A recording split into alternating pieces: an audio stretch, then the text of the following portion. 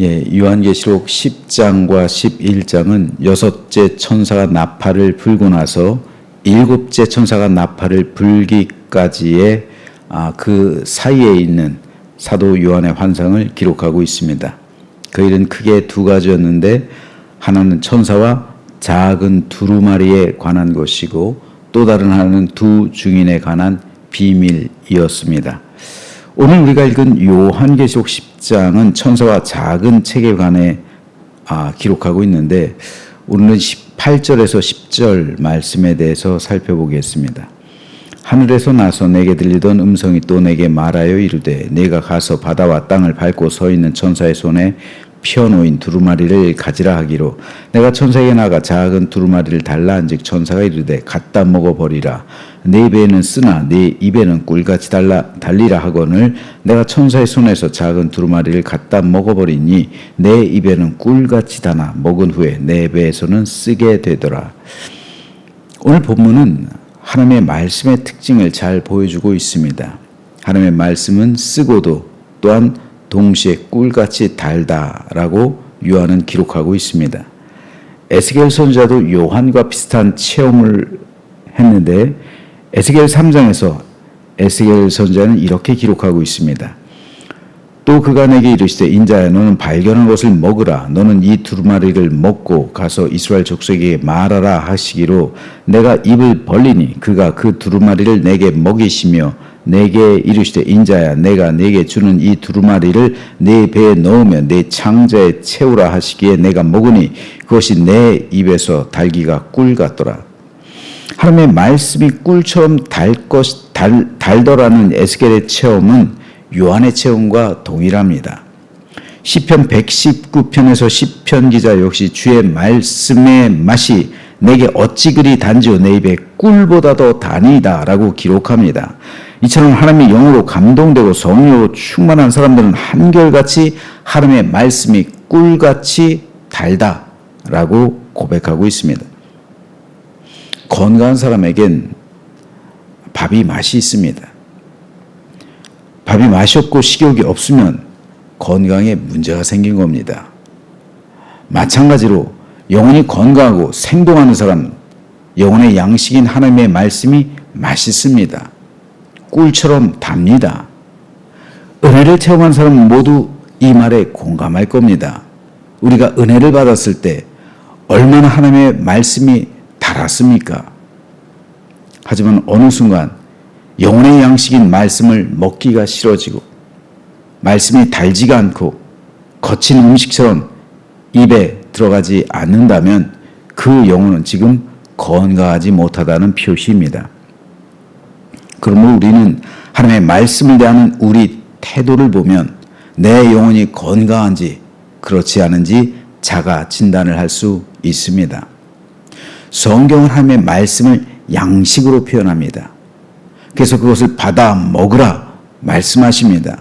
하나님께서 에스겔에게 그렇게 말씀하셨고 또 오늘 본문에서 천사가 요한에게 그렇게 말하고 있습니다. 그러므로 하나님의 양식, 그 말씀을 먹는 것, 이것만이 우리 영혼을 강건하게 하는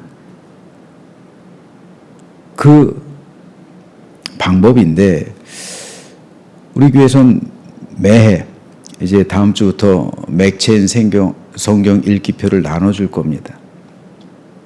이에 따라 읽으면 구약 성경 1번, 시편은 2번, 신약 성경 2번을 읽게 됩니다. 우리가 진짜 믿음의 백성이라면 적어도 1년에 성경을 한 번은 통독해야죠. 한 번은 읽어야죠. 성경 말씀을 읽지 않는다는 것은 양식을 먹지 않는다는 거예요. 양식을 먹지 않는데 어떻게 우리 영혼이 건강할 수가 있겠습니까? 그럴 수 없는 거예요. 하나님의 말씀을 먹지 않고 하나님의 양식을 먹지 않으면 우리 영혼은 절대로 건강을 누릴 수가 없어요. 그렇다면 우리가 어떻게 하나님의 말씀을 받아 먹을 수 있을까요? 두 가지 방법이 있습니다. 하나는 눈으로 하나님의 말씀을 읽음으로 받아 먹을 수 있어요. 유대인들은 아이들이 5살이 돼서 글을 읽기 시작할 때 우리나라 사람들은 보통 동화책부터 시작해요. 그죠? 아주 읽기 쉬운 동화책부터 읽기 시작합니다. 아이들을 그렇게 훈련시켜요. 그런데 유대인들은 그렇지 않아요. 유대인은 가장 먼저 글을 읽기 시작할 때 성경책을 줍니다. 그 중에서도 모세오경을 읽게 해요. 모세오경 가운데서도 우리가 가장 읽기 어려운 레위기를 먼저 읽힌다고 그래요. 레위기. 레위기는 하나님과 나와의 지켜야 될 그 약속, 하나님의 명령, 계명을 기록하고 있기 때문에 레위기부터 읽힌다고 합니다. 그런데 그들은, 유대인 부모들은 아이가 하나님의 말씀이 달다는 것을 알게 하기 위해서 성경의 모든 페이지에 꿀을 발라놓는다고 그래요. 꿀을 발라놓으면 어떻게 돼요? 넘기기가 어렵잖아요. 그러니까 침을 발라요. 침을 발라서 하다 보면 꿀이 입에 묻는 거죠. 혀에 묻죠. 그래서 하나님의 말씀이 이렇게 달구나 하는 것을 가르친다는 거예요. 그들이 하나님의 말씀을 얼마나 소중히 여기는지 드러나는 대목입니다. 자녀들에게 가르치는 최우선의 교육, 가장 먼저 시작하는 교육이 하나님의 말씀, 즉 성경이라는 사실은 오늘 우리의 모습을 부끄럽게 합니다. 우리의 가정은 어떻습니까? 학교 숙제하지 않으면 혼내지만, 학원 가지 않으면 혼내지만, 성경 안 읽는다고 혼내는 부모 적습니다. 우리 자녀가 하나님의 말씀을 읽게 하기 위해서 우리는 얼마만큼 노력을 하고 있을까요? 사실 많은 그리스도인의 가정이 이 자녀들 신앙교육에 이런 부분에서 실패하고 있습니다. 하나님의 말씀이 살아있을 때 자녀들을 움직이는 것이죠. 내가 자녀들을 움직이는 거 한계가 있습니다. 부모가 해야 할 가장 큰 의무는 자녀들이 하나님의 말씀을 직접 먹도록 해주는 거예요. 천사가 먹으라고 말하죠. 하나님께서 먹으라고 말씀하시죠. 하나님을 대신해서 우리 자녀들에게 부모가 먹으라고 해야 되는 거예요. 먹여야 되는 겁니다. 에스겔에서 하나님께서 에스겔에서 직접 말씀을 먹이시잖아요. 그처럼 마찬가지로 부모가 자녀에게 직접 그 말씀을 먹여야 되는 겁니다. 그럴 때 생명력 있게 살아계신 하나님의 역사심이 우리 자녀들의 삶 가운데 임하게 되고, 그리고 그 삶을 통해 역사하게 되는 겁니다. 우리는 가족이 모여서 식사하는 건 굉장히 중요하게 생각합니다. 그런데 왜 영혼의 식사는 같이 하지 않을까요? 왜 육신의 건강을 위해서 가족끼리 화목하고 행복을 누리면서 식사는 같이 맛있게 하면서 왜 우리 영혼의 식사는 같이 하지 않을까요? 저는 저와 여러분의 가족 모두가 하나님의 말씀을, 하나님의 양식인 성경을 배불리 먹어서 건강한 가정 되기를 주님의 이름으로 축복합니다. 이것이 첫 번째 방법이고요. 하나님의 말씀을 먹는 두 번째 방법은 귀로 들으면서입니다. 바울은 로마서에서 이렇게 말하고 있습니다.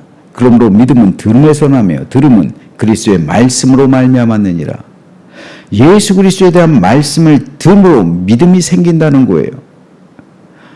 우리나라 기독교가 잘하는 것이 하나 있어요. 예배가 많다는 거예요. 어떤 사람은 예배가 많아서 힘들다고 그러는데 예배가 많으면 좋은 거예요. 여러분, 영국 같은 경우는 대부분의 교회들이 예배를 주일 낮 예배 한 번만 드려요. 설교 시간도 짧아요. 5분이에요. 제가 놀랐어요. 영국 교회 처음 갔다가. 5분 설교를 하더라고요. 목사님이. 무슨 특별한 프로그램이 있나? 그것도 아니에요. 5분이에요. 길어야 15분. 집에서 성경도 읽지 않고 교회 왔는데 말씀을 들을 수 없어요. 그 영은 파리해질 수밖에 없는 거예요. 영국 교회가 쇠퇴하는 이유가 있는 거예요. 어떤 목회자들은 성도들이 싫어한다고 설교 시간 15분 이상 하지 말라고 합니다. 어떤 성도들은 설교 길어서 좋아할 사람 없다는 거예요. 이게 맞는 말일까요? 절대 그렇지 않아요. 우리나라에서 교회가 폭발적으로 부흥할 때는 오히려 설교 시간이 무지하게 길었어요.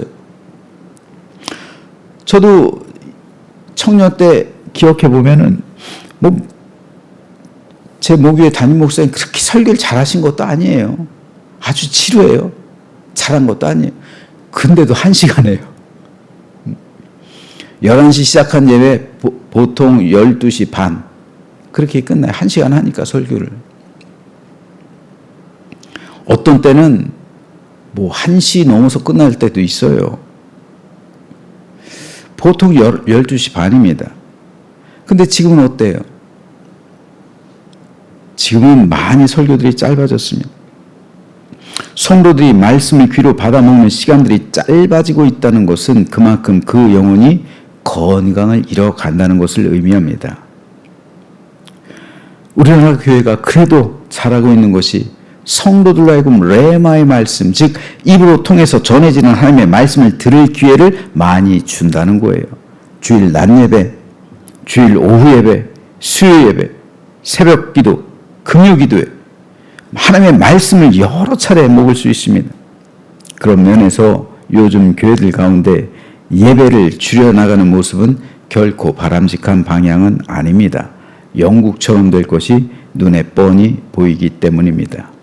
부흥은 하나님의 말씀이 충만한 데서 임하는 것이지 하나님의 말씀이 없는 곳에서 어떻게 부흥이 일어나겠습니까? 그런 차원에서 우리는 하나님의 말씀, 즉 로고스의 말씀을 눈으로 읽어야 됩니다. 로고스의 말씀 기록된 말씀이에요. 그 말씀을 눈으로 읽으면서 먹어야 되고 또 귀로 들려지는 레마의 말씀, 즉 선포되어지는 말씀, 로고스의 말씀을 선포하는 말씀, 이걸 레마라고 그래요. 이 레마의 말씀을 들으면서 우리 양식으로 삼아야 합니다.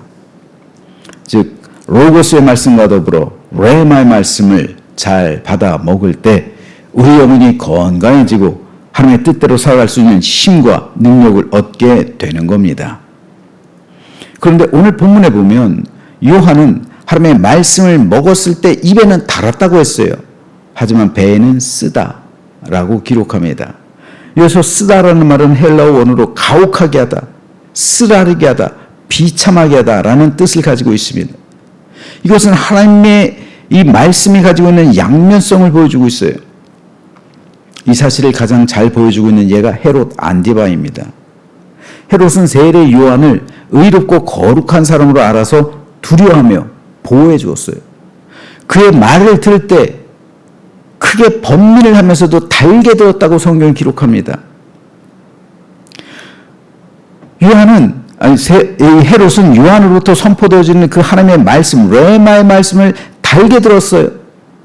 그런데 그의 삶은 번민했어요. 왜요? 그렇게 살아가지 못하니까. 요한이 설교는 좋은데 그 설교 말씀대로 살아내지 못하는 자신의 삶 때문에 번민했던 거예요. 더군다나 연회석성에서 무엇인지 주겠다 약속한 헤로디아는 세례 요한의 목을 달라고 요구해요. 하나님의 말씀을 따르자니 자신의 명예가 더럽혀지고 자신의 명예를 지키자니 하나님의 사람을 죽여야만 했습니다. 결국 헤롯은 자신의 명예를 지키기 위해서 하나님의 사람을 죽이잖아요. 이것이 그 배에 쓰게 된다는 의미입니다. 하나님의 말씀을 달게 먹었는데 내 배에서는 쓰게 되는 것이 오늘 우리가 살아가는 삶의 현실일 수도 있어요. 주님 그것을 좁은 문이라고 말씀하시고 십자가의 길이라 말씀합니다. 많은 성도 하나님의 말씀에 단 것만 생각하지 그 배에서는 쓰게 된다는 것을 이해하지 못합니다. 그래서 부자 청년처럼 예수께 나와 예수님의 말씀을 듣는 것은 좋아하지만 실천적인 삶을 요구하시는 주님의 요청에 대해서는 고민을 하며 돌아갑니다. 야고보는 이렇게 고백합니다. 이와 같이 행함이 없는 믿음은 그 자체가 죽은 것이라. 말씀을 먹었으면 말씀대로 살아가야 합니다. 그 양식이 힘이 되어 능력으로 나타나야 됩니다. 그런데 그 말씀이 쓴 이유는 그 말씀대로 내 삶이 온전하지 못하게 살아가기 때문입니다. 하지만 우리는 그 말씀대로 행해야만 온전함 이루고 증명될 수 있다는 사실을 기억하면서 오늘 나에게도 쓴 부분이 있지는 않은지 분별해내야만 합니다. 무엇이 내게 있어서 하나님의 말씀을 쓰게 만드는지, 어떤 사람에게 있어서는 그것은 부자 청년처럼 재물이 될 수도 있어요. 헤롯처럼 명예가 될 수도 있고요. 세상을 향한 욕망이 될 수도 있고 아직 버리지 못한 세속에 속한 내 삶이 될 수도 있습니다. 그 말씀을 쓰게 하는 그 어떤 것이 내 삶에 있을 수 있다는 것, 이것을 오늘 우리는 분별해내야만 합니다. 그래서 그걸 버릴 수 있어야 돼요. 우리가 왜 기도할까요? 이 모든 것들 버리기 위해서 기도하는 거예요. 물론 기도는 얻는 것이 있고 버리는 것이 있죠. 기도는 영혼의 호흡이잖아요. 하나님의 은혜를 호흡하고 내 안에 있는 나쁜 공기를 내보내는 거, 이게 기도잖아요. 그러면 저와 여러분 모두가 오늘 하나님께서 주신 생명의 양식을 먹어야 됩니다. 사모해야 됩니다. 로고스의 말씀을 읽어야 돼요. 레마의 말씀을 들어야 됩니다. 그래서 읽고 들음으로 우리 생명의 양식을 삼아야 돼요. 그럴 때 그 단 말씀이 우리 영혼을 풍성하게 할 겁니다. 그리고 내 배에서 쓰게 하는 그 어떤 행위가 내겐 있는지, 아직까지 쓴 뿌리가 내게 남아있는 것은 아닌지, 아직까지 은혜에 이르게 하지 못하는 어떤 쓴 죄악된 습관들, 이런 것이 오늘 우리에게 남아있는 것은 아닌지, 이것을 발견하면서 우리는 끊임없이 이 모든 것을 뿌리 뽑아야 되고 던져야 합니다. 십자가에 못 박아야 되는 거예요.